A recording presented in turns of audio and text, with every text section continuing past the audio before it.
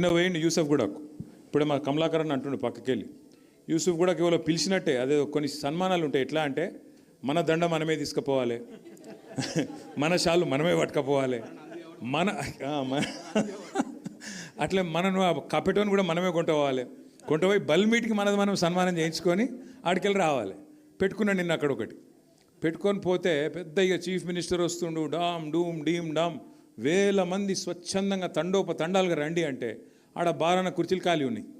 వచ్చిన వాళ్ళు కూడా ఒకళ్ళు అడు చూస్తుర్రు, ఒకళ్ళు ఇడు చూస్తుర్రు, ఎక్కడ కూడా ఏం లేదు. ఇక ఆడ పోయి ఏదో లేనిపోయిన ఆవేశం తెచ్చిపెట్టుకొని డైలాగులు కొట్టిండు కొన్ని. అయితే అక్కడ పాయింట్ ఏంటంటే పోయిండు సరే ఏదో మాట్లాడిండు, కానీ కొన్ని గమ్మత్తుంటాయి. అప్పుడప్పుడు మనకు తెలియకుండానే కొన్ని నిజాలు బయటకు వచ్చేస్తాయి.